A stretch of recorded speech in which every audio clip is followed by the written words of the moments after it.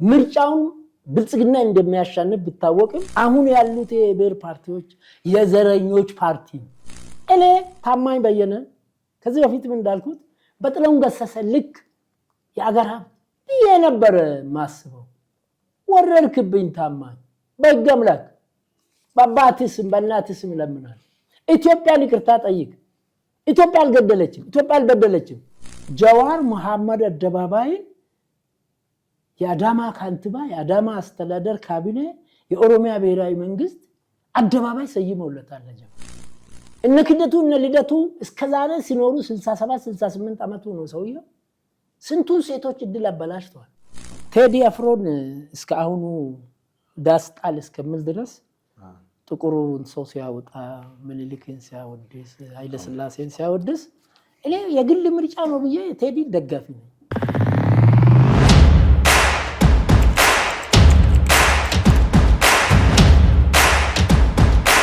ጤና ይስጥልኝ ውድ ተመልካቾቻችን፣ እንዴት ሰንብታችኋል? እንደምን ከርማችኋል? ዛሬ ይዘንላችሁ ቀረብነው እንግዳ አቶ ወንድሙ ኢብሳ ናቸው። እንግዲህ አቶ ወንድሙ ኢብሳ በጣም ታዋቂ ፖለቲከኛ ናቸው። በቀድሞ የኦሮሞ ፌዴራሊስት ኮንግረስ አባል እንዲሁም የፓርላማ አባል በመሆን 5 ዓመት ፓርላማ ውስጥ ነበሩ።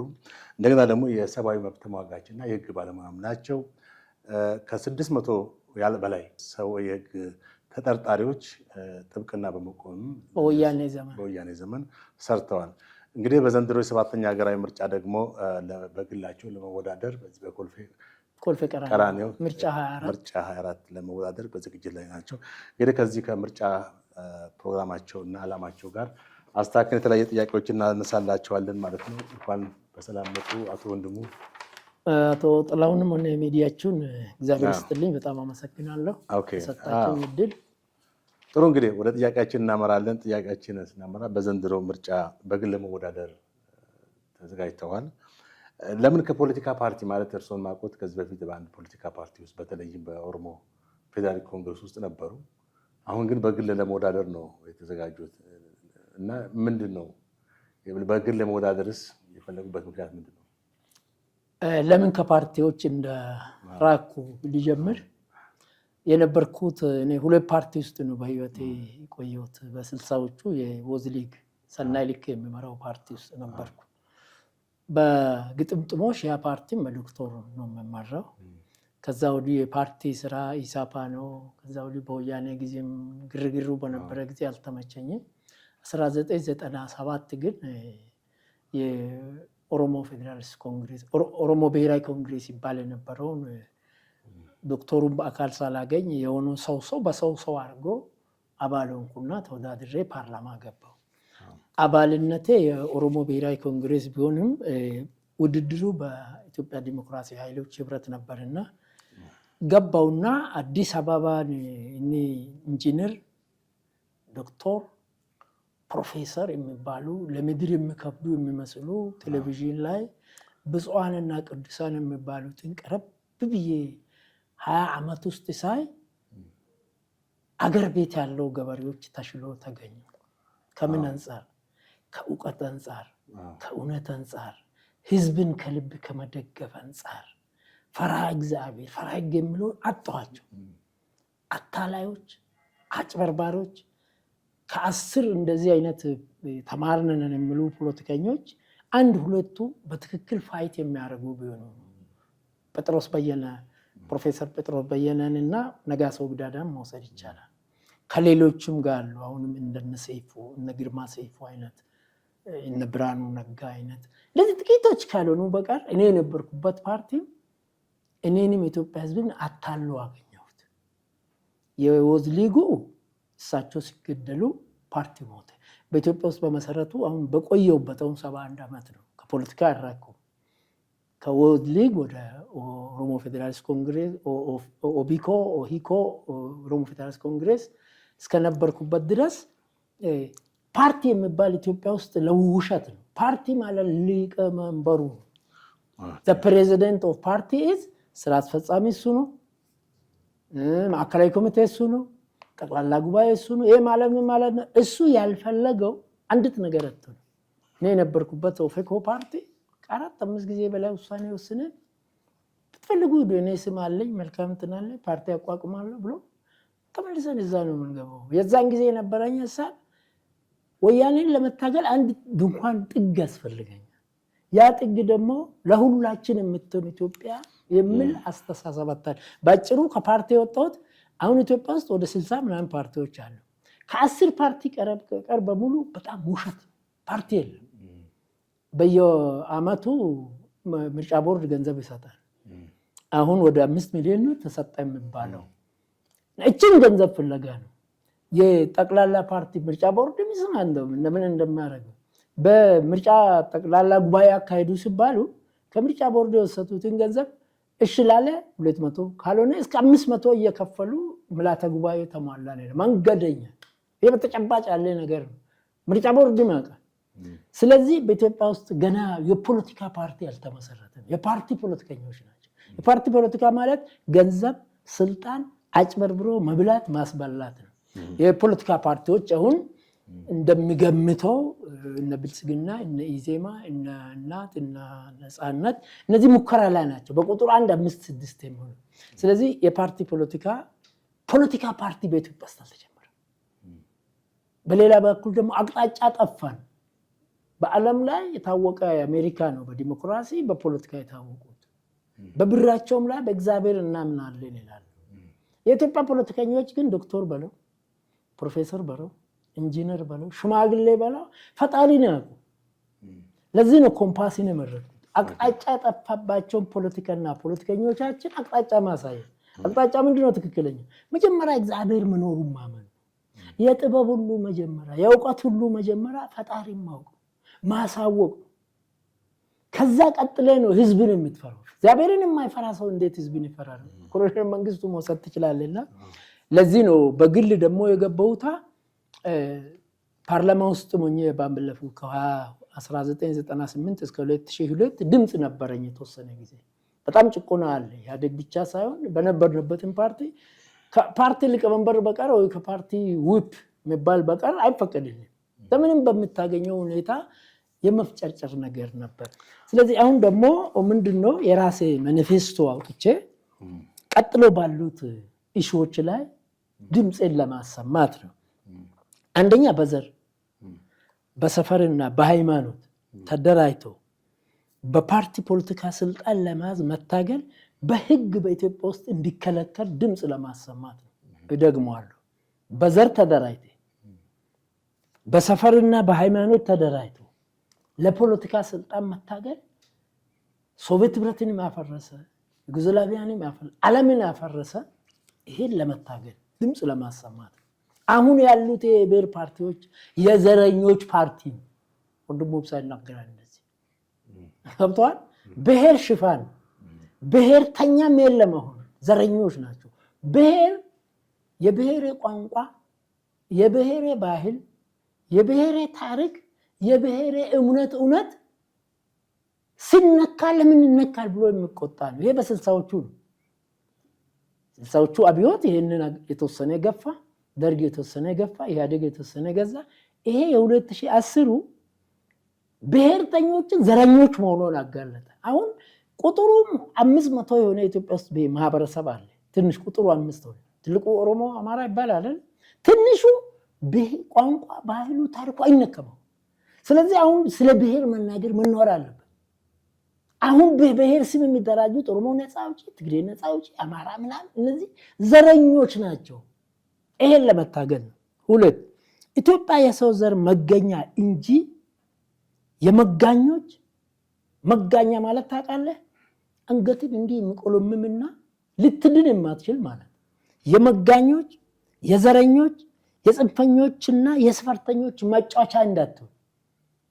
እነሰና ብሔሬ ወርቅ ነው ይላል፣ እነሰና ብሔሬ ፈርስ ነው ይላል፣ እነሰና ላይወከል የብሔሩ ጠበቃ ነኝ ይላል።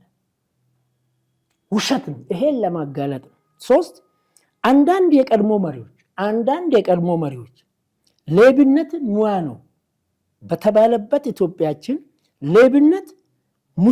ሌብነትና ሙሰኝነት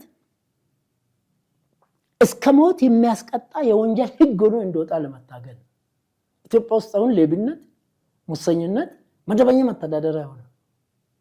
ሰሞኑን ወደ ይወጣል በየጊዜው ከአዲስ አበባ 4 መቅጣጫ ይወጣል።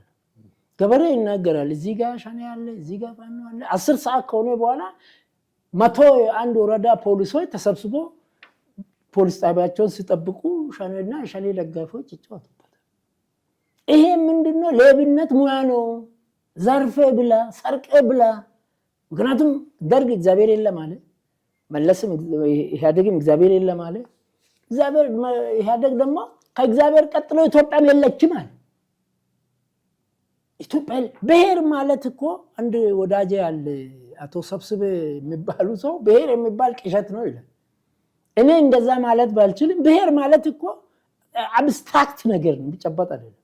በብሔር ስም የሚነሳ ዘረኛ አምባገነን ንጉስ ለመሆን በጣም የሚያሳዝን። አሁን ትላንት ናዝሬት ሄጄ አንድ ፍርድ ቤት አዲስ ፍርድ ቤት ተከፈተና ፍርድ ቤቱን እንደዚህ አይነት ስል ጊዜ ጀዋር አደባባይ አለ። ጀዋር መሐመድ አደባባይን የአዳማ ካንቲባ የአዳማ አስተዳደር ካቢኔ የኦሮሚያ ብሔራዊ መንግስት አደባባይ ሰይመውለታል የጀዋር የሩቁን ቶ ጀዋር አሁን 120 አምቦ አካባቢ ወንጀል የሰሩ ወንጀለኞችን ያደራጀ የኦሮሚያ ፕሬዚደንት ነው፣ የኦሮሚያ ባለስልጣናት ናቸው ብሎ ይቀሰቅሳል። ሐሰት ውሸት። የትኛውም መንግስት በራሱ ላይ ወንጀለኛን አደራጀ። የኦሮሚያ ብሔራዊ መንግስት ግን ዛሬም አልለወጠም። የጀዋር አደባባይ ይሰይማል። አሰላ የጀዋር መንገድ አለ። አሰላ ውስጥ እየታረደ ያለው ህዝበ ክርስቲያን ኢትዮጵያዊ ክር ያሰረ የሚታረደው በጀዋር ጦር ነው። በጀዋርና በፓርቲ የሚመራ ጦር ነው። ስለዚህ ይሄን ለማስወገድ ይሄ ሌብነትና ሙስና የሞት ቅጣት እዚህ አረብ ሀገር አንድ አረቄ ከሰረቅ አረቄ በእጅ ከተገኘ ትሰቀላለህ፣ ትገደላለህ። ቻይና እንደዚህ ነው፣ ጃፓን እንደዚህ ነው። ስለዚህ ይሄን ለማድረግ ነው። አራተኛ በኢትዮጵያችን የምርጫ ቡድኖችን በመደገፍ የሜንጫ ቡድኖችን በመንቀፍ የሜንጫ ቡድን ማለት የጀዋር ቡድን ብቻ አይደለም። ሸኔ ፋኖ በጉልበት ይሄ ምድር አንቀጥቅጥ ሰማይ አንቀጥቅጥ ከምርጫና ከምርጫ ውጪ የሚሄደው በሙሉ እኔ የሰጠሁት ርዕስ ምንድነው? ባለሜንጫዎች ነው። ሜንጫ የአውሬ መግደያ የቆሻሻ መመንጠራ ብቻ ሳይሆን በጀማር ቋንቋ እኔ ጀዋር ይሄ ጀማር ሙጋ የሚባለው አካባቢ ዘመዶችም አሉኝ ትውውቅም አለ። አንድ ሰው በሜንጫ የተገደለ የለም እዛ አካባቢ። በሐረርጌም ባርሲ ሜንጫ የቆሻሻ መጥረጊያና ማስፈራሪያ። ያው በመጽሐፋቸው ላይ እንደገለጹት አቶ ጀዋር ቀና ያለው ምንም ሳታጠፋ እኮ ነው ቀና ያለው። አርሲ ውስጥ አሁን ሽርካ ስልጣና እየታረደ ያለው ኢትዮጵያዊ ነው ኦሮሞ ምናምን አይደል። በነገሩ ክርስቲያኖች ጋር የተባበሩ እስላሞችም እየተሳቀቁ ያሉት በእነዚህ ነው። ስለዚህ በኢትዮጵያችን የምርጫ ቡድኖች ምንም ይሁን አሁን ወደ 40 ምናምን ፓርቲዎች እየተወዳደሩ መደገፍ አለባቸው። ቅድም እንዳልኩት የውሸትም ይሁን ለገንዘብም ይሁን የምርጫ ቡድኖችን በመደገፍ የሜንጫ ቡድኖችን በመቃወም ማነው የሜንጫ ቡድን ኢትዮጵያ ህዝብ ማወቅ አለበት። የዓለም ህዝብ ያውቃልም ደግሞ ህዝብ። ስለዚህ ይሄን ለማድረግ ነው። አራተኛ በኢትዮጵያ የምርጫ ቡድኖችን በመደገፍ የሜንጫ ቡድኖችን በመቃወምና ስልጣን በምርጫ እንጂ በሜንጫ እንዳይሆን በፓርላማ ድምፅን ለማሰማት ነው። የኢትዮጵያ ብሔረሰቦች 80ዎቹ እያንዳንዱ አገር የዜጎች ናት። የዜጎች ስብስብ ነው ብሔረሰብ ነገድ ነው። ይሄ የብሔር መብት ካልተከበረ ማለት እኮ የብሔሩ ንጉስ ነው፣ መሬት ሰውየው ነው፣ ብሔሩ ተጠሪ ነው። ስለዚህ ይሄን ለመፋለም ነው። አምስተኛ ትዳር የቤተሰብና የሀገር መሰረት ከመሆኑም በላይ ቅቡልና ቅዱስ ሆኖ የትውልድ ቀጣይና አስቀጣይ በመሆኑ ይሄንን ትዳር አሁን ያለውን የኢትዮጵያ ቤተሰብ ህግ ፌደራል በክልሎችም አንድ ባልና ሚስት ከ10 ዓመት በፊት አሜሪካን ሄዱ፣ እዛ ተፋቱ። ኖሮ እዛ ኖሮ ምን ብሎ አሁን በዚህ ዓመት ጥር ላይ መጡ። ሁለቱ አይነጋገሩም። ሁለቱ በኔ እድሜ ያሉ ናቸው።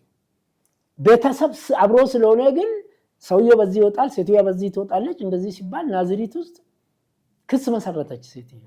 ትዳሬ ይፍረስ ንብረት እንካፈል።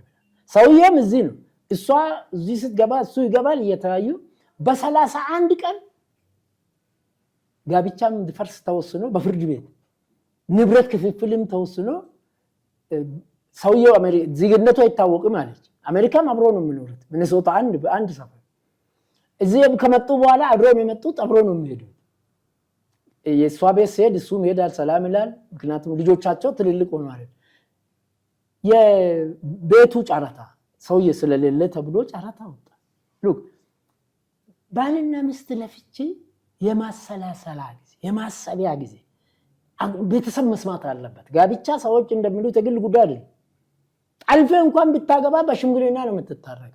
የጋራ ጉዳይ፣ የአገር ጉዳይ። ስለዚህ የቤተሰብ ህጋችን ጠበቅ እንድል ቅዳሜ አግብተህ እሑድ በቃኝ ካልክ ሊሆን አይችልም። አስበ ግባ ወደ ትዳር፣ አስበ ውጣ። እሱ ብቻ አይደለም፣ እሷ ብቻ አይደለች።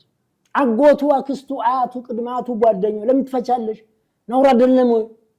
ትዳር መከበር እንዳለበት ድምፅ ለማሰማት ያለ መልካም አባት፣ ያለ መልካም እናት፣ ያለ መልካም ትዳር መልካም ዜጋ የለም።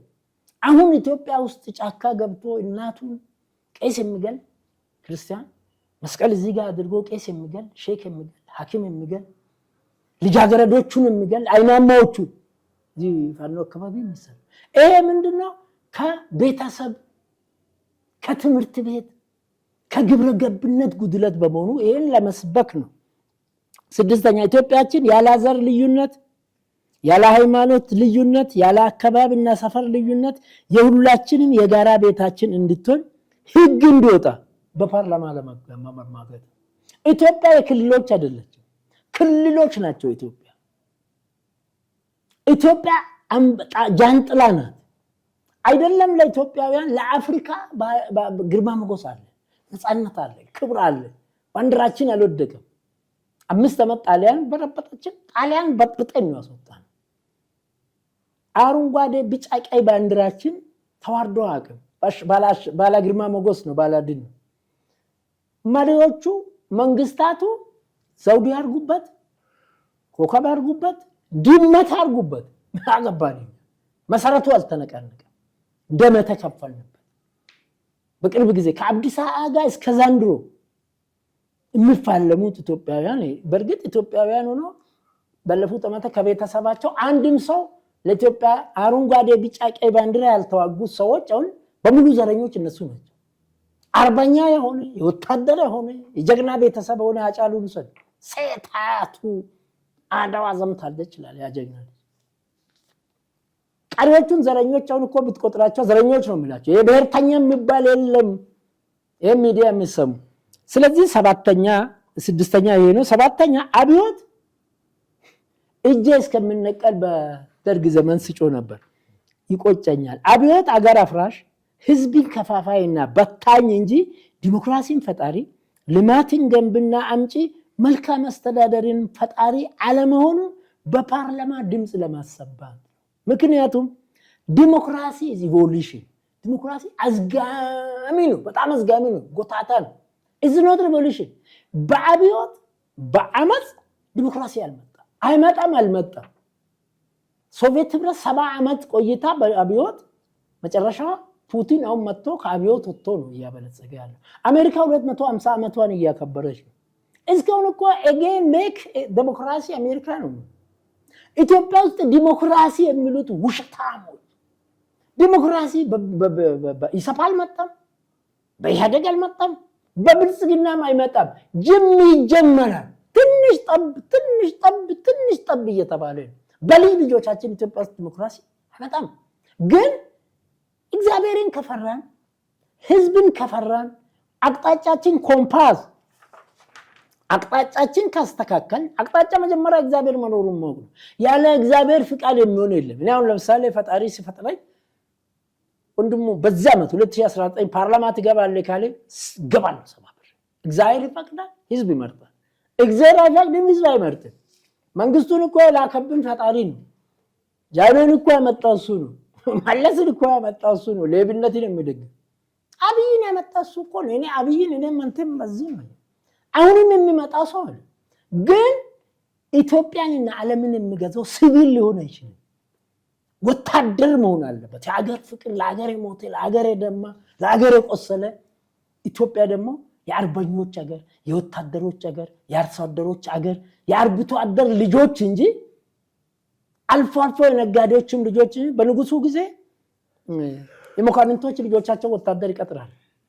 ግርማ ሰይፉ ነው ልጄን ወታደር እንደሆነ ቀስቀስሽኝ ባለኝ በኢህአዴግ ዘመን በደርግ ዘመን ልጆቻቸው ወታደር ነው በደርግ ዘመን ይሆናሉ አባትና ልጆች አሉ ስለዚህ ይሄን ለመስበክ ነው ዲሞክራሲ የሚባለው መሸወጃ ነው ዲሞክራሲ በልጆቻችን አይመጣም ይጀመር ደርግም የተወሰነ ነገር ወሬ አውርቶ አሳምቶናል ወሬ ኢህአዴግ ጋር መቼም ዲሞክራሲ ያው እናውቃለን ይሄ አሁንም ገና ነው ብልጽግና ግን አዝማሚያው አቅጣጫው ለኔ ትክክል ነው እግዚአብሔር ይላል ሰውዬው ጠቅላይ ሚኒስትር እናት ኢትዮጵያ ይላል ኢትዮጵያ የዓለም ሰር መገኛ 8 ቢሊዮን ዓለም ምንጩ እዚህ ነው ያዳም ሔዋንና ኤደንም እዚህ ነው የሚባለው ስለዚህ ይሄ ዲሞክራሲ ብሎ የሚጮሆን ክደቱና ልደቱ እነ ጃዋር ዲሞክራሲን ያመጡ በተለይ ወደ ትዳር ጋር ሲመለስ ቤት ያላስተዳደረ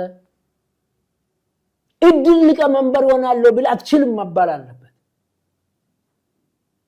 እነ ክደቱ እነ ልደቱ እስከዛሬ ሲኖሩ 67 68 አመቱ ነው ሰውየው ስንቱን ሴቶች እድል አበላሽቷል ስላልከሰሱ ነው ስላልጠየቁ ነው በርበሬ እየበላ ምጥምጣ እየበላ ተኝቶ አድር የስንቱን ሴቶች እድል አበላሽቶ አንድ ሴት አቅፎ መተኝ ከአንድ ሴት ጋር እንጀራ መቋረስ አልፈቀደ ሰው ከኢትዮጵያስ ጋር ሊጋባ ይችላል ትዳር ለአገር መሰረት ነው ጠቅላይ ሚኒስትር አብይ ለፓርቲያቸው የመደመር መንግስት አቅጣጫን ሲያስተምር እንዴት መንግስት እንደተመሰረተ ሰው ሁሉ ወንድ ሴት ሆኖ አዳኝ ይሄድ ነበር እዛ ሴት አረገዘች ሴቶች አረገዙ እና ተቸገሩ በቃ አንቺ ነፍሰ ጡር ኮንሽ እዚህ ሁኚ ተባለ ወንድ ልቃብ እየለቃቀመ ማጥባት ጀመረ ሴቶቹ በረከቱ ከዛ በኋላ ሴቶቹ እየተጣሉ መጡ ልጆቹ ምክንያት በቃ አንተ አስተዳድር ብሎ አንድ ሽማግሌን አስቀሩ እየተባለ መንግስት ተመሰረተ እኔ 47 48 አመቴ ነው በትዳር ከአንድ ሴት ጋር ልጆች አባት ነው አያት ነው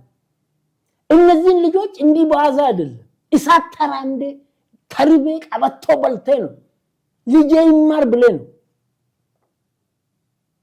ኢትዮጵያን እንመራለን የሚሉ ሰዎች ትዳር አላቸው ትዳር ከሌለ እኮ ጎረቤት ይጠራጠራል በጣም ቅርታ አድርግልኝ ሰላም አገኝ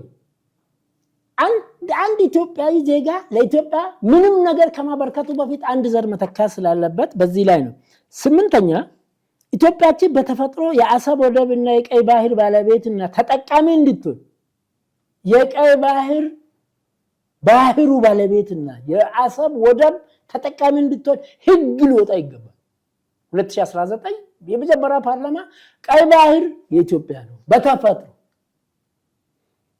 ወንዞ ፈረሶቻችን የምናጠጣበት ግመሎቻችን የምናጠጣበት ወደቧም የኢትዮጵያ ናት የኤርትራ የትግራይ ጠቅላይ ግዛት በንጉሱ ጊዜ ከቀይ ባህር ትገናኛለች ካርታውን ያሳየቻለሁ መሰለኝ አንድ ቀን ካርታ የቆየ ካርታ ሲታይ ትግራይ ከቀይ ባህር ትገናኛለች አሰብ ከዛ በታች ነው ያ አፋሮች ነው ይሄን ለመሟገት 9ኛ አሁን ያለው ህገ መንግስት እንዲሻሻል በአጠቃላይ አሁን ያለው ህገ መንግስት እንዲሻሻል እሟገታለሁ በተለይም አንቀጽ 39 ንዑስ አንቀጽ 1 በማንኛውም ጊዜ እስከ መገንጠል የሚለው ብቻ እንዲለወጥ ድምጼን አሰማለሁ እሟገታለሁ ምክንያቱም አንደኛ በአለም ላይ በአሁኑ ጊዜ እስከ መገንጠል ምን ህገ መንግስት ያለው ሀገር የለም ኢሳያስ ያለው ህገ መንግስት ግን መገንጠልን አይፈልግም ህገ መንግስት የሌለው ሀገር ኢትዮጵያ የዓለም መሪ እንጂ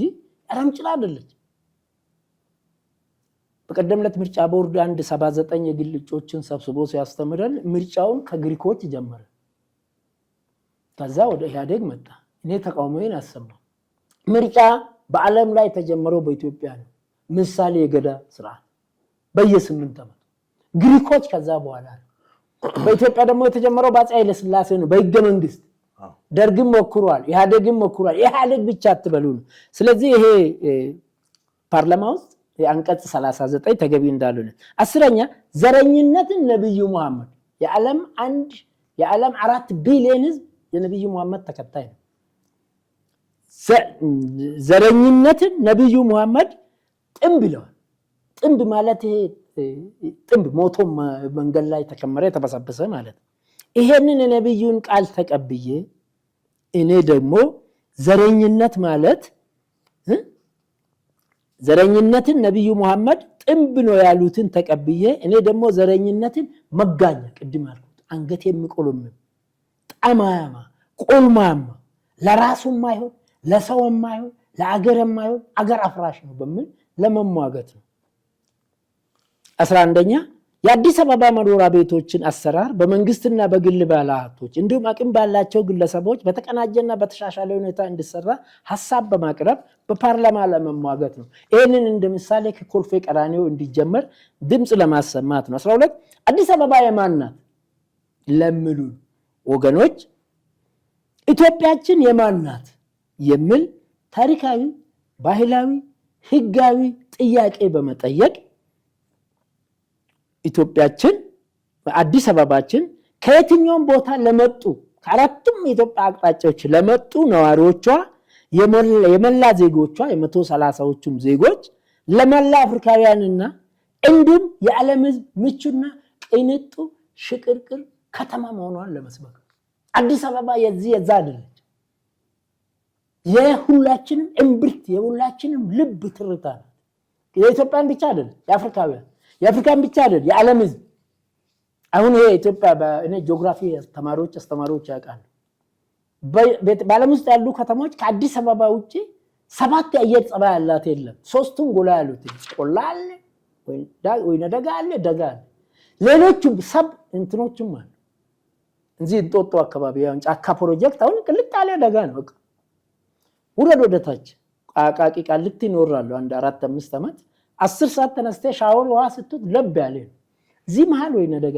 ስለዚህ ምርጥ ከተማ ነው የሁላችንም ናት። የኦሮሞ የአማራ የትግሬ አይሰራም። የነዋሪዎች ከጋምቤላ ይምጣ ከሐረር ይምጣ ከትግራይ ጫፍ ከኤርትራ ጫፍ ይምጣ ለመማገት ነው። 13 ኢትዮጵያችን የምር የኢትዮጵያን ሁሉ እኩል አገር እንድትሆን ለመፋለም እዛ ጠረፍ ጅጅጋ ጠረፍ ተወልደና ትግራይ ጫፍ የትም አዲስ አበባ ቤተ መንግስት ተወልደ 4 ኪሎ ስለተወለድክ ኢትዮጵያ 4 ኪሎ ቤተ መንግስት መሪ አትሆን። አፄ ኃይለ ሥላሴ እኮ እጀርሳ ጎሮ ነው የተወለዱት ሐረር። የኢትዮጵያ መሪዎች ታሪካቸው ስታይ ከተለያየ ቦታ ነው። ከነጭ ገበሬ ነው ከነጭ ድሃ ነው። አፄ ቴዎድሮስ ከባለባት ዘር ነው። ሲያንቋሽሹት ግን ድሃ የኮሶ ሻጭ ብሎ ሰደቡ። እሳቸው ግን ንጉስ ናቸው። በኢትዮጵያ ውስጥ እንደ አፄ ቴዎድሮስ የኢትዮጵያን መሰረት የጣለ አንድነት ዩኒቲ ኢዝ ፓወር ያለ የለም። ቀጥሎ አፄ ምኒልክ ነው የሚነሱት። 3ኛ አብይ ነው። ተወደደም ተጠላ ያጣውትን እግዚአብሔርን ተቀበሉ እመኑ እያለን ነው። ኢትዮጵያችሁ የእናንተ ናት እያለ ነው። እናቱና ሚስቱን ያወድሳል። እኔ እናቴን ሚስቴንም እንደ ጉድ ነው። ምክንያቱም ያላነሱ አልመጣም። እነሱን ያላከበረ ፈቃሪን ያልፈራ ህዝብንም አይፈራ እናቱን ሚስቱን የማይወድ ሌላው ነው ህዝብ። በመጨረሻ ኮምፓስን መላ ምልክት አድርጌ የመረጥኩት ለ50 ዓመታት አቅጣጫ የጠፈብንን ፖለቲካችንና ፖለቲከኞቻችን አቅጣጫ ለማሳየት ነው። አቅጣጫዬ በህግ አምላክ እግዚአብሔር አለ። በህግ አምላክ እግዚአብሔርን ፍሩ። እድሜያችን በሱ ነው። በመጨረሻ ላይ ያላ ሽማግሌዎች እርቅ ያላ ሀገር ያላ ሽማግሌዎች እርቅ አትጸናም። ይሄ አሁን አገራዊ ምክክር ነፍሳቸውን ይማርና ሶሪ በጣም አዝናለሁ። አቶ ዘገየ አስፋ ትላንትና አርፏል አሉ። ሀገር ያላ ሽማግሌዎች እርቅ አትጸናም። ያላ ወጣቶች ንቁ ተሳትፎ አትበለጽግም። አሁን ጠቅላይ ሚኒስትሩ የብልጽግና የሚባለው ሌላም መንግስት ወጣትን ማንቃት አለበት። ወጣት እንቅልፋን ደካማ ናተንስና እኔ ስልጣን እንዴት ጩሁ ሰላማዊ አብዮት የሚፈልግ ወጣት ሊኖር አይችልም። አእምሮን የሚፈልግ ህይወቱን የሚፈልግ መኖር አለበት። ለኛቱ መኖር አለበት ለባቱ። እነ ልደቱ ሳይወልዱ ሳያገቡ እኛ የወልደን ተጠምተን ተርበን ቀበቶ በልተን ያሳደግናቸው ልጆች ውጡና ድንጋይ ወርውራችሁ ከወገኖቻችሁ ጋር ወታደር ወገን አይደለም። ወታደር እኮ አባት ልጅ ተጋደሉ የሚሉት ሀገር ያላ ሽማግሌዎች እርቅ አትጸናም። አገራዊ ምክክር ይለምልም። አገራዊ ምክክር ይጠንክር። እዚህ አገራዊ ምክክር ብቻ ሳይሆን ያለ ወጣቶች ንቁ ተሳትፎ ምንድነው? አንዳንድ ታላላቅ ሽማግሌዎች ጫካ ያለው የኛው ነው፣ ቤተ መንግስት ያለው የኛ ነው። እንዲህ አይነት ነገር በዓለም ላይ የለም።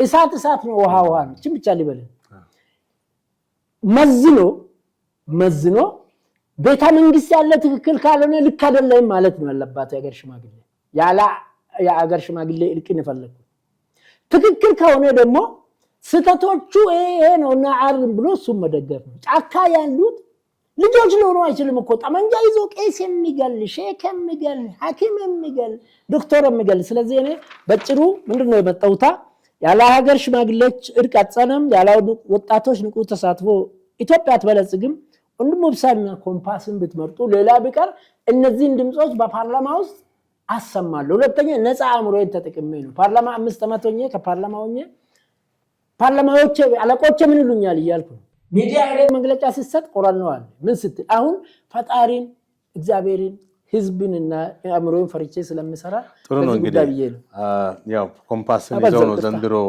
ምርጫን ወዳደሩት የዘንድሮ ምርጫ ግን ከዚህ በፊት ከነበሩት ምርጫ ምንድነው የሚለየው ማለት ሰባተኛው ሀገራዊ ምርጫ ከዚህ በፊት ከተካሄዱ 6 ምርጫዎች በዚህ ነፃና ፍትሃዊነት ዲሞክራሲያዊነት ያለው እይታል እንዴት መዝኑታል ከቀደምት ምርጫዎች 1 3 4 ነጥቦችን መዝናለሁ አንደኛ ተቃዋሚ የተባሉ ፓርቲዎች በሙሉ ከውጪ ተጠርቶ መጥቶ ለመጀመሪያ ጊዜ ኦነግን ከ3 ቀን በፊት ቦሌ አካባቢ የኦነግን አርማ ይዞ ሲቀሰቅስ አየሁ ጫካ ያለውም ኦነግ ነው ቦሌ ውስጥም ምርጫ የሚቀሰቅስ አለ በጣም አክራሪ ማለት ኢህአፓን መሰለ የመጀመሪያ የነጭ ሽብር የተኮሰ በማላይ በአዲስ አበባ ዩኒቨርሲቲ የህግ ሊቃውንት መሪድ ፍቅሬ ላይ የገደለ ከቀኑ 10 ሰዓት በጠራራ ፀሐይ ገል ደርግ በጨለማ ይገልና በጨለማ ይቀብርና አታልቅሱ ድንኳን አትጣሉ ኢህአፓ በጠራራ ፀሐይ ከቀኑ 10 ሰዓት ዛሬም የዛ መንፈስ አልቀረም ይሄንን ምርጫ ልዩ የሚያደርገው ጨርሶ እንደ ፓርቲ እንደ ናዝና እንደ እንትኖቹ መወገዝ ያለባቸው ፓርቲዎች ምረት አግኝተው ኢትዮጵያስ መግባታቸው አንድ ልዩ ያደርጋል አሁን ኦነግን ሰድ ኢህአፓን ሰድ ሲፈልግ ይሄ ምንድነው ምድር አንቀጥቅጥ ሰላማዊ ሰልፍ ያደርጋል እዛ ሲሳተፋል ሲፈልግ ደግሞ ከምርጫ ወዲህ እኛን ካላነጋገራችሁ 2019 ኢትዮጵያም ትፈርሳለች ብልጽግናም ይፈርሳል የብልጽግና መንግስትም ይፈርሳል ይላል የተኑ ኢትዮጵያ ሚዲያ ህጋይ ሚዲያ ላይ ይሄ ልዩ ያደርጋል ሁለተኛ ሙሉ በሙሉም ባይሆን ከመሰዳደብ በመመካከር በምንድነው በቤዲ ላንጉጅ ክርክሮቹ በትህትና አዘል የ97 ምርጫ አይተ እንደሆነ ከልደቱ ምላስ ከዚህ ምላስ የሚወረወረው በጣም የሚያስደነግጥ ነው ምድር የሚያንቀጠቅጥ ነው ያረግቧል ትንሽ ትህትናን እንትን ብሏል ሶስተኛ አሁን ያሉ ፓርቲዎች እና ኢዜማን ሰደው እናት ፓርቲን ሰደው አብንን ሰደው መንግስት እየሰራ ያላቸው መልካም ነገሮች ፍለፊት እየደገፉ መንግስት የሚያጠፋቸውን ደግሞ በጣም ብዙ ጥፋቶች አሉ እንደነገርኩ መንግስት ማለት 11 ነው 12 ክልሎች ካል ጃዋር አርሲ ውስጥ ይገላል ያስገድላል የክልሉን ፕሬዝዳንት ያልሆነ ስም እየሰጣው ናዝሪት ውስጥ አደባባይ በሱ ስም ይሰየማል አሰለ መንገድ ይሰየማል ስንትና ስንት ለአገር አሁን ዘገይ ያስፋ ነፍሳቸውን ማለት 84 ዓመታቸውን አንድ ቀን ኢትዮጵያን ሳያስቀይሙ አንድ ቀን ኢትዮጵያን አስቀየመችኝ ሳይሉ ሰው ኢትዮጵያ በደለች ምናምን ሳይሉ እየታሰሩ እየወጡ የህግ አገልግሎታቸውን የሰጡ ሰዎች አደባባይ ሳይሰየምላቸው ለገዳዮችና ለአስገዳዮች ለዘረኞች ለብሔርተኞች አይደለም ብሔርተኝነት የለም ቀረ 60ዎቹ ኦሮሞኛ ቋንቋ ሬዲዮ ይሰብራል ቴሌቪዥን ይሰብራል ኦሮሞኛ ምናምን ገመል ይቀራሁ እኛ ይልቅ ሌላ ብሔር ቋንቋ እንዳይሰማ ካላልን በቀር ይሄ ደግሞ ሊሆን ይችላል እኔ ከበኋላ ወደ እናቴ መመለስ አልችልም አማርኛ አሁን ካደገበት ይቀጥላል ኦሮሞኛ ካደገበት ይቀጥላል ስለዚህ ወደ ጥያቄ ለመምጣት አንደኛ ወደ ያልታሰቡ ፓርቲዎች የጽንፈኛ ፓርቲዎች ማምጣት ሁለተኛ አሁን በክርክሩ ላይ የመተማመን ነገር ይሄን እንደግፋል ለምሳሌ መመገበ እንደገና ደግሞ ወደብ ጥያቄ ሪኮግኒሽን እየተሰጣጡ መምጣቱ ሶስተኛ መንግስት ለመጀመሪያ ጊዜ 49 ወንበሮችን ለተቃዋሚዎች መልቀቁ ግርማ ሰይፉ 2002 ዓመተ ምህረት አንድ ግርማ ሰይፉ ብቻ ከአዲስ ክፍለ ከተማ ነው እስከ አዲስ አበባ ፓርላማ ገባ። አይደለም ኢህአዴግ ፕሮፌሰር በየነ ነፍሳቸውን የሚያረና ያ ትልቅ ሰው ጭምር ተቃወመ። ግርማ ጸናች። ግን 2007 ግርማንም አስወጣ። የኢህአዴግ መንግስት የኃይለ ማርያም መንግስት 100% ግጥም ሆነ። ይሄ ገራም መንግስት መጣ። አምና ያልተመረጡትን በርካታዎቹን ከ200 በላይ የሚሆኑትን ሚኒስትር ዴታ በየክልል ኃላፊነት ሰጣቸው። አሁን ዘንድሮ ደግሞ 49 ወንበሮችን ተቃዋሚዎች ተወዳደሩበት። ፓርላማ ውስጥ ገብታችሁ ጩሁ። ኢህአፓ ይግባ፣ ኦነግ ይግባ። በዚህ አጋጣሚ የኦነግ አመራሮች የነበሩት አቶ ቀጀላ መርዳሳና አቶ ብቅላ የሚባሉ ሰዎች ወረዳቸው ውስጥ ምንም ነገር እንዳይወዳደር አድርጓል። ገብታችሁ አሰሙ ስሜታችሁ። ቀጀላ መርዳሳ አሁን ኦነግን የፈጠረና የኦነግ አፍ የነበረ ሰው ስንት ዳዊትን የሚበልጥ ነው። በሚቀጥለው ዓመት ፓርላማ ውስጥ ይገባል። ብልጽግና ተወዳደርበት አለ። ይሄ በጣም አብሮነት ነው። ዲሞክራሲ የሚገነባው በመገዳደል ሳይሆን በመሰዳደብ ሳይሆን በመተባበር ነው። ዲሞክራቲኮችና ሪፐብሊኮች በአሜሪካ ውስጥ እንግሊዝ ውስጥ ሌበርና እንትኖቹ እየተባበሩ ነው። አንዱ ለአንዱ ድምጽ እየሰጠ ነው። ስለዚህ ሶስተኛ ይሄ ነው። ወንበር ተለቋል። አዲስ አበባ ከተማ በፊት 3 ነበር። አሁን ቅርብ ጊዜ የሰማሁት 4 ወንበሮችን ለቋል። አዲስ አበባ ወደ ፓርላማ ከምንመጣው ውስጥ በፊት 3 ነበር። 4 ወንበር ለቋል ለተቃዋሚዎች። እኔና ኢዜማ እኔና እኔ አሁን ምን አለ በነካ እጁ እንደው ኮልፌ ቀራኒዮንም ቢለቅልን ነው የምለው። ዶክተሩ ቢለቅልኝ ከኢዜማዎችና ከኢህአፓዎች ጋር መታገል አይከብደኝ። ኢዜማ ቢከብደኝ እንጂ ኢህአፓን አሸንፋለሁ በኮልፌ ቀራኒዮ። ምክንያቱም ኢህአፓ ማለት ያልቆሰለ ሰው ኢህአፓ ሰው ያልገደለችበት የለም። ደመኛ ህዝብ አለ። በዚህ ደግሞ ለመቀስቀስ አራተኛ ህዝቡ ይሄ ምንድነው ባለሜንጫዎችና ባለምርጫዎችን ለይቷል። ባለሜንጫን ቅድም ነግሬያለሁ። ጫካ ያለው በሙሉ የሚሳደብ በሙሉ ስም የሚያጠፋ በሙሉ ባለሜንጫ ነው። አልቻለም እንጂ ተኩሱ፣ ግደሉ፣ ተጋደሉ እያለ ነው። ባለምርጫዎች አሜሪካ 250 ዓመት ኖራ የተዋጠለት ምርጫ ስላላካሄደች እንደሆነ ይሻለናል ብሎ ህዝቡ ራሱ ተነሱ ሲባል እንድ ማለት ነው። ለምሳሌ አቶ ልደቱ ምርጫ ጠሩ አይደለም? ይሄ እንትን ምንድነው ለንደን እና ዋሽንግተን ዲሲ ላይ የበይነመረብ ጠሩ። ምድረን ቀጥቅጣሉ። ይሄ ልደቱ እንቀጠቀጡ ይሁን ኢትዮጵያ ትንቀጥቀጥም ብለን ስንጠብቅ አሁን ደግሞ ምን አሉ? ኤርሚያስ እንደምነግረን ላልተወሰነ ጊዜ ከአስተላልፈናል እስከ ሚያዝያ 23 ዛሬ ግንቦት 5 ነው። ይሄ ምንድነው? ዲያስፖራ ራሱ ልደቱንም ክደቱንም አንዳርጋቸውንም ሁሉንም ጥሩ ገዝ ብሏቸው ፊት ነስቷቸው የኢትዮጵያ ህዝብ ፊት ነስቷቸው።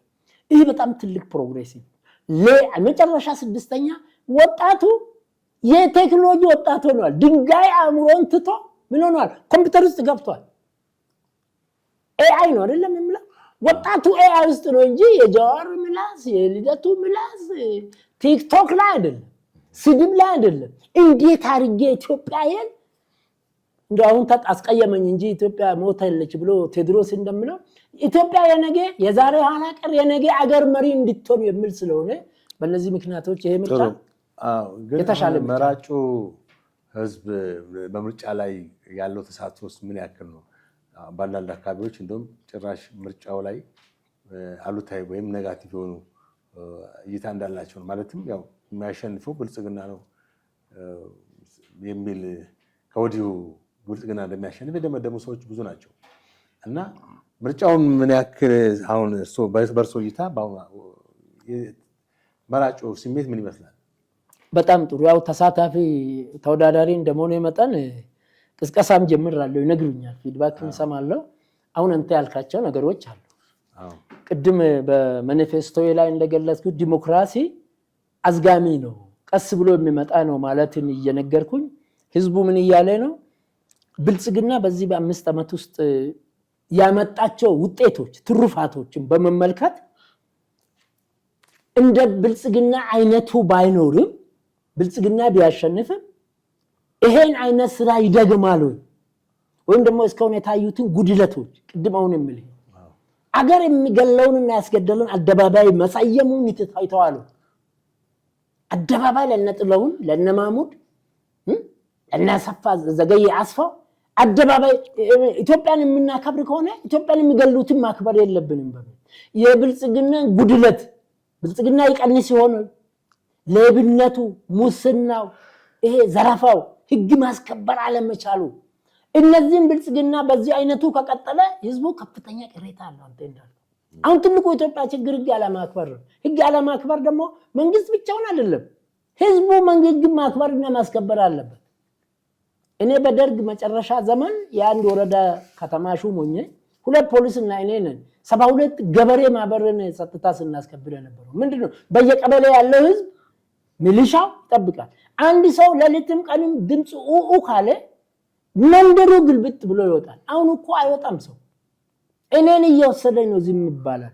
ስለዚህ እኔ አንተ ያልከው ስጋት ቢኖርም ብልጽግና በሰራቸው መልካም ስራዎች ባሳያቸው ታታሪነት ከሁሉም በላይ ደግሞ ወይ ኢትዮጵያን ተመልሰን እንገዛለን አለዛ ኢትዮጵያን እናፈርሳለን ያሉትን መንጫዎች ህዋቶችን ባለመንጫዎች ናቸው።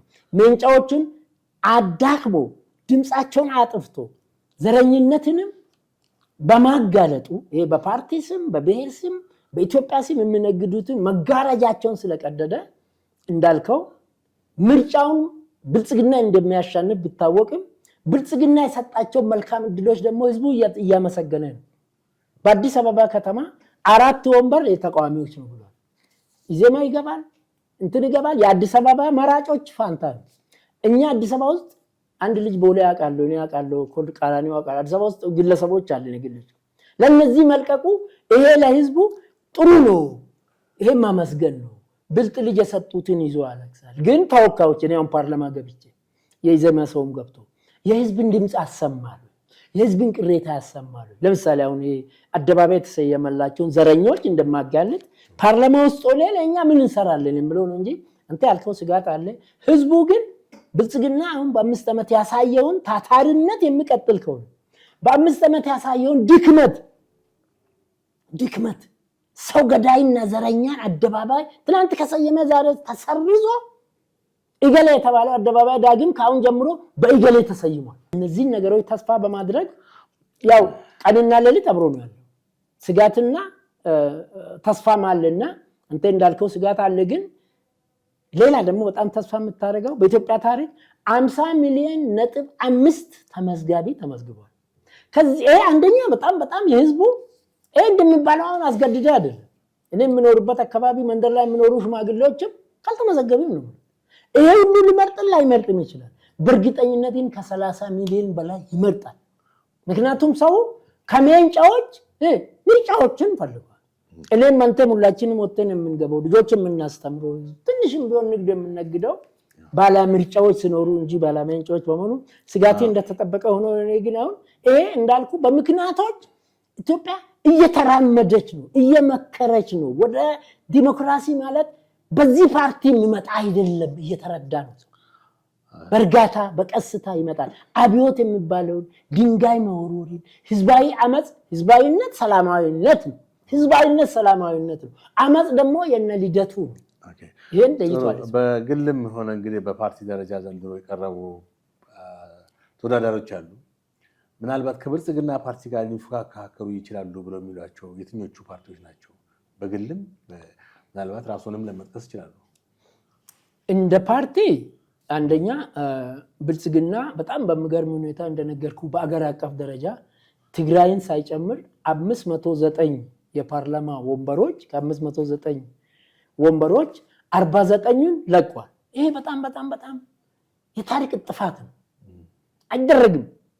አንድ ጊዜ መንግስቱ ተቃዋሚዎችን ይጋበዛል እንዴ? መንግስት ኢሳፓ ተቃዋሚን ጋብዝ ተብሎ ሲባል አለ ጊዜ መጥቶ ይውል ለቀቀ። ሁለተኛ ደግሞ በአገር አቀፍ ደረጃ መንግስትን መመስረት የሚያስችል 274-75 ነው መንግስት ለመመስረት በኢትዮጵያ ህግ መሰረት ከ300 በላይ ወንበር ያቀረቡ 2 ፓርቲዎች ብቻ ናቸው፣ ብልጽግናና ኢዜማ ናቸው። ኢዜማ ብዙ ወንበር በማቅረቡም ሳይሆን አገር መምራት የሚችሉ የተከማቸ የሰከነ ልምድ ያላቸው ሀይ ኢትዮጵያኖች ያሉበት ነው። ብርሃኑ ነጋ ከምን እስከምን ከነጥፋቱ ቢለቅም አድቫይዘር ነው። ለምሳሌ ግርማ ብሩ በኢህአዴግም በመለስም በኃይለማርያምም በአብይም የኢኮኖሚ አማካሪ ነው። አገር ፊት ለፊት ባለው ሳይሆን በደጀን ነው የሚገነባው። ብርሃኑ አይደለም ለኢዜማ ለኢትዮጵያ ፖለቲካም ጥሩ ልምድ እየሰጠ ያለ ሰው። ተቃጥሎ አየነው፣ ተቸግሮ አየነው። ገንዘብ ያልቸገረው ሰው አይደለም። ለፍትህ ለሪቲ ወጥቶ የወረደ ነው። በልጅነትም ሸፍቶ በአስተዳደር ላይ መሸፈተ ነው። በመጨረሻ ላይ ደግሞ አሁን በትምህርት ሚኒስትርነቱ ዕውቀቱን፣ እውነቱን፣ ጉልበቱን የማስተባበር ችሎታውን አሳይቶ ከ35,000 በላይ አጸደ ህጻናት ተከፈተ። ኢትዮጵያ መገንባት አለብን ከልጅነት ነው። ይሄ ምንድነው ልጅነት ልምሻ የሚባል አንድ የሽባባ ልጅ አለ። ስለዚህ ይሄን ሶስተኛ ቀጥሎ እንትን ምንድነው መሰለህ በጣም የሚገርም ነገር ወጣና እንደ ሻምባቆ ተንከባለለ ነው። ኢትዮጵያዊ ናቸው የምትላቸው ሰዎች ኢትዮጵያ በደለች ሲሉት አለ። ኢትዮጵያ ማለት 130 ሚሊዮን ህዝብ ኢትዮጵያ ትሉ። ይሄ ፓርቲ አይደለም ኢትዮጵያ ትሉ። አሁን አንዳንድ ጊዜ ከልደቱ ጋር ይሰለፋሉ፣ አንዳንድ ጊዜ ምን ይሆናሉ እንጂ እናት ፓርቲ፣ ነፃነት ፓርቲ፣ አብን ፓርቲ እነዚህ ፓርቲዎች በቅደም ተከተላቸው በፓርላማ ውስጥ ቢገቡ ድምጽ ያላቸው ስራ መስራት የሚችሉ በለጠ ሞላም እኮ ችሎታውን አሳይቷል። ቴክኖሎጂ ላይ አሁን በትክክልም ስራ ሰርቷል። እኔ 2006 2010 በሽብር ለተከሰሱ ሰዎች ስታገል እሱም 77 የአማራ ልጆች ሲታሰሩ በለጠ ሞላም ከነሱ ጋር ካልታሰክሮ የሚታገል ሰው ነበር። ያኔ ምንድነው የሚባለው አንድ ፓርቲ ነበር፣ ሰማያዊ ፓርቲ ነው ምናምን ሰማያዊ ፓርቲ ነበርና አታገል ነበርና ብልጽግና ውስጥ ከበቂ በላይ ሰው አለ፣ ኢዜማ ውስጥ ከበቂ በላይ ሰው አለ። ግርማ ሰይፉ እኮ አትክልተኛ በሉኝ ይላል። ማገልገል ብቻ ወንበር ስልጣን አይደለም። ልጁን ወታደሩን ብዬ ቀስቅሻለሁ ይላል ግርማ ሰይፉ። ይሄ እኮ ነው የኃይለ ሥላሴ ልጅ እኮ የባህር ኃይል አዛዥ ወታደርና ተብሎ የዓለም መሪዎች በሙሉ እኮ አሁን እኮ ኢትዮጵያ ውስጥ የገቡ ነገሮች እንኳን ልጆቻቸው ሊሉ ልጅ ምስትም የሌላቸው ናቸውና እኔ በቅደም ተከተል ኢትዮጵያን እንትን ነው ዋናው ነገር። ቆንጆቹ እየመጡ ነው። አንድ የአዲስ አበባ ዩኒቨርሲቲ አቶ ሰርጻ የሚባል ቆንጆቹ አልተወለዱም የሚል መጽሐፍ ጽፏል። ቆንጆቹ አሁን ተወልደዋል፣ እያደጉ ነው። ኢትዮጵያ ከአሁን በኋላ በ60ዎቹ ቶርቶራ ጭንቅላት ስማ ቆሞ በቀረ ኮምፒውተር የማይችል ብቻ ሳይሆን የድሮንም ማንበብ ያቃታቸው አሁን በየፓርቲ ያሉትን ሽማግሌዎች አይተ እንደሆነ ሸባታቸው ለጥ በእንትናቸው አለቆ ይቀርቡና ያችን የ66ቱ ኦሮሞ በዚህ ወጥቶ በዚህ ኦሮሞ ዛሬ እኮ አንተ የአፍሪካ መሪ ሆኗል። የቤተ መንግስት እኮ ቁጥሩ አንድ እኮ ነው። ሁሉም ኦሮሞ ይግባ እንዴ? አብይ ከሞከረ በቂ ነው። አንድ በሪ ከሞከረ አሁን እኮ እኛ ወንበር ካልያዝን ስለዚህ እኔ ኢትዮጵያ በሙሉ ተስፋ ላይ ይሄን ስል በጣም በታገልክ ቁጥር ችግሮች የሚታገላሉ። ኢትዮጵያኖች አንድ የጋራ እሴት አለ። ሁሉም ብሔረሰብ በሰላም ያሳደርከኝ በሰላም አውለ ግን ምቀኛ ታሳጠኝ ይላል። ይሄ ስድቡን ባይጨምሩ አሁን ኢዜማ እንደሚያደርገው እናት እንደምታደርገው እንዲህ መንቀጭቀጭ ባይመጣ አንድ ጊዜ ልደቱ ጋር አንድ ጊዜ አብይ ጋር አንድ ጊዜ እንደዚህ መሆን የለበት። ቅድም እንዳልኩ ሽማግሌዎች ጫካ ያሉ ልጆች ትክክል ከሆኑ እነሱ ትክክል ናቸው ብሎ 200 ዓመት አይኖሩም። አብይ ደግሞ አይገልም። በቦ ስብሐትንም አልገደለም። አብይ እኮ ገራ መንግስትንም ብሎ ስብሐትን ይለቃል። እዚህ ቁጭ ብሎ እኮ አብይ ሙልጭ አድርገው የሚሰልቡት ይኖራሉ። ስለዚህ እኔ የአገር ሽማግሌዎች ከአገራዊ ምክክር እስከ አባገዳዎችና የሃይማኖት መሪዎች ህዝብ ፊት ሆኖ ጫካ ያለውንም ያወድሳል፣ ቤተ መንግስት ያለውን አይሆንም። ባላ ጫካዎች ባላ መንጫዎች ናቸው። ግቡ በሏቸው። በጭንቅላት በአእምሮ ይፈትኑት አሁን ያለውን መንግስት። ጥሩ እርሶ እንዳሉት አሁን ብልጽግና ሊፎካከሩ ከሚችሉት ኢዜማ ብለዋል፣ ሌሎችም አብን ጠቅሰዋል። ህዝቡ በዛ ደረጃ አሁን በጠቀሱት ደረጃ እነዚህ ፓርቲዎችን ይደግፋል ብሎ ማለት ለነዚህ ድምጽ ይሰጣል? ብዙ እምነት የለኝም። ብዙ ህዝቡ አየ። ምክንያቱም ተቃጥሮ አይተዋል፣ ተቸግሮ አይተዋል፣ ታስሮ አይተዋል። ለሁላችን የምትሆን ኢትዮጵያ የሚሉ ሰዎች ተገልብጦ ፈሪስቴኔ ብሔር ዘሬ ይቅደም የሚሉት አይተዋል። በፓርቲ እኔ ራሴ እኔ እኮ አሁን በግል የቀረብኩት አሁንም ለወጣቶቹ ፓርቲ አባል መሆን ማለት ባሪነት ነው፣ ነፃነት አይደለም።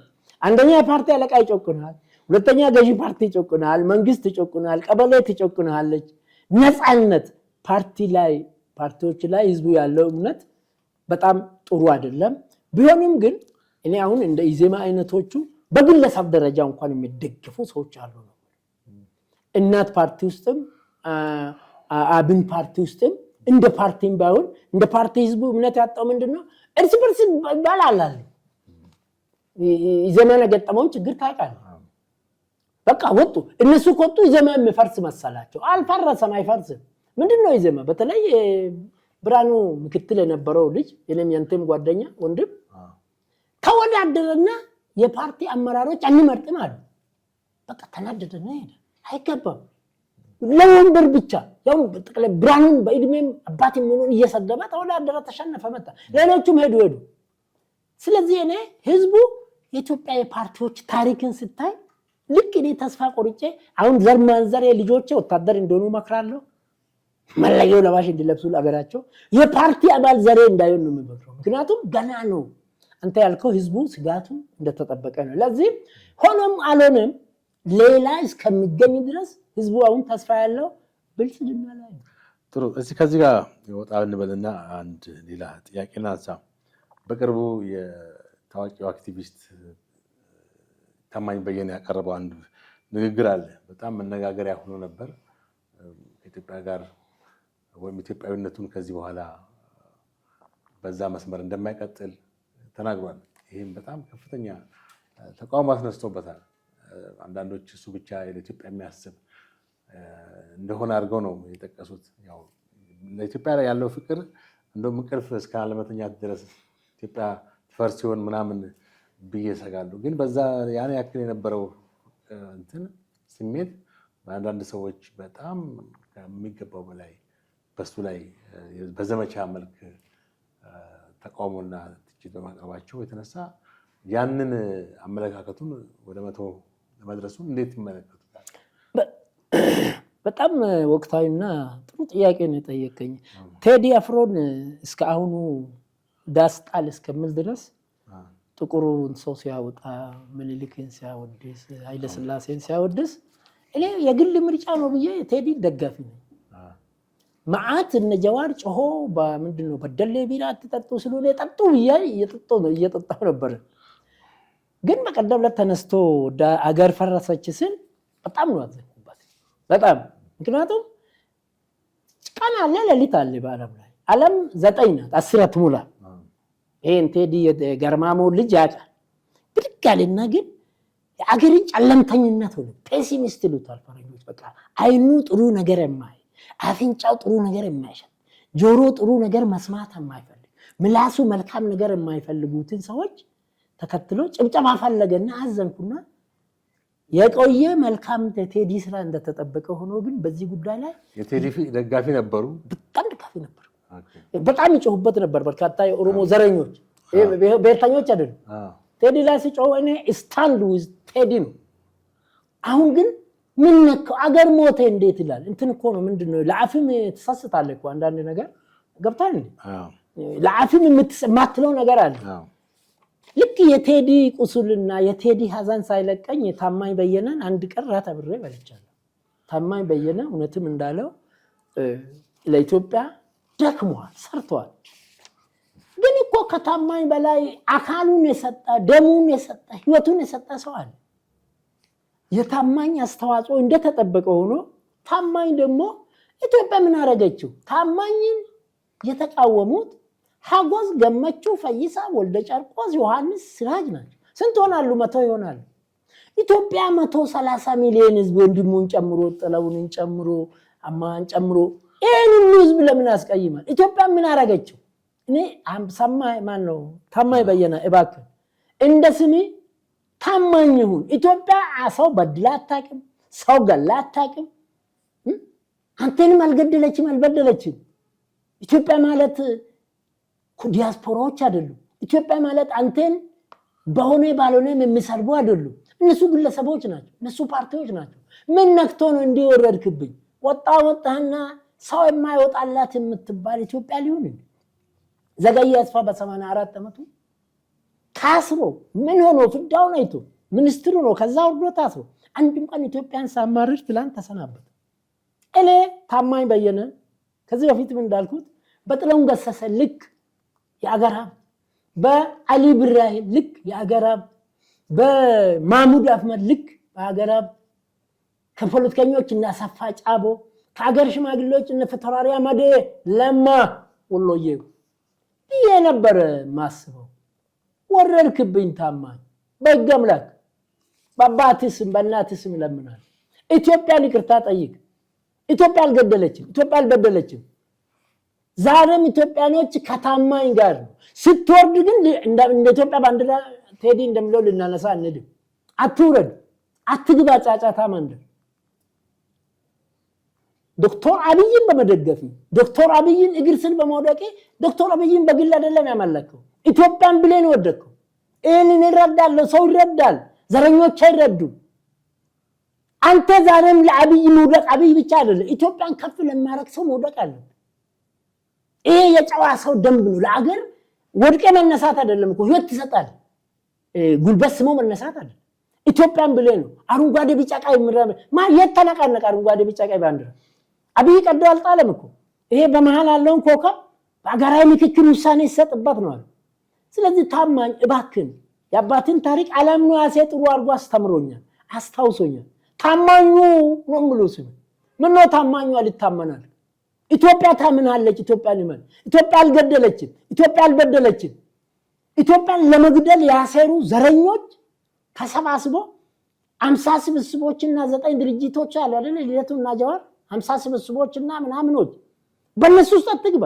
የሰደቡ የተሰደቡ የተሰባበሩ ስብርባሪዎች ያንተን ቁራጭ ጫማ የጫማ ቆሻሻ የማይሆኑ ሰዎች ቢሰድቡ ከአፍንጫ ንፍጥ ስለምትጠበቅ ከባለጌ ስድብ ስለምትጠበቅ አንተ አባቴም ቤተሰብህም ታማኙ ነው ያሉና ኢትዮጵያን ይቅርታ ጠይቀ ኢትዮጵያ ገደለችኝ ምለውን ተተ በጀመርከው ስራ ከቀጠልክ እውነትም በነጥለውንና በነማሙድ አህመድ በነአሊ ብራስ ይቀጥላል። በዚህ በጀመርከው ኢትዮጵያ ከደችልኝ ኢትዮጵያን የሚከስ ኢትዮጵያን ነካ የለውም በረካ ታማኝ ኢትዮጵያን ነካ አሪ ነካ ታማኝ አትንካት ኢትዮጵያዬ ኢትዮጵያዬ የሚየን አትንካት። እኔ ብቻ አይደለም 100 ሚሊዮን ህዝብ በላይ ኢትዮጵያ ነው። ኢትዮጵያ ከሌለች ኦሮሚያ፣ አማራ፣ ትግሬ የለንም። እናት ታማ እናት ሞታ ሽል ይኖራል ወዱስ ታማኝ የለም። ስለዚህ ኢትዮጵያ አልበደለችውና እባክህ አስቀይመናል፣ አታስቀይመን፣ አራክም ቅርብነ ያስቀየሙኝ የተናደርኩት በተሳደቡት ብለ የኢትዮጵያን ህዝብ ይቅርታ ጠይቀ የጀመርከውን ዓለም አቀፍ አህጉር አቀፍ አገር አቀፍ መልካም ተግባሮትን እንድትቀጥል አባታዊ ምክር እሰጣለሁ። በጣም አመሰግናለሁ አቶ ወንድሙ ኢብሳ ለሰጡኝ ማብራሪያ እጅግ አመሰግናለሁ። እንግዲህ በዘንድሮ አገራዊ ምርጫ በኮምፓስ ምልክት ግል እጩ ተወዳዳሪ ሆነው እንደሚወዳደሩ ተናግረዋል። በዚህ በአዲስ አበባ ከተማ በኮልፌ ቀራኒዮ 24 ምርጫ ክልል እንደሚወዳደሩ ነው እንግዲህ የተናገሩት። እንግዲህ ወደ ተመልካቾቻችን ከለው ንቅርታ ኢትዮጵያን የምትመርጡ ወንድሙን ምረጡ፣ ዘረኝነትን የምትጸየፉ ወንድሙን ምረጡ። በእርግጠኝነት ይሄ ድምጽ በፓርላማ ውስጥ ለ2019 ይሰማል። በጣም ጥሩ። እንግዲህ ኢትዮጵያን የምትወዱ ወንድሙን ወይም አቶ ወንድሙን ምረጡ ብለዋል እሳቸውም በዚህ ላይ። ስለዚህ በዚህ ፕሮግራም ላይ እንግዲህ ጠቃሚ መረጃዎችን ከውይይታችንም ላይ ጥሩ መረጃ እንዳገኛችሁ ተስፋ አድርጋለሁ። መልካም ነው።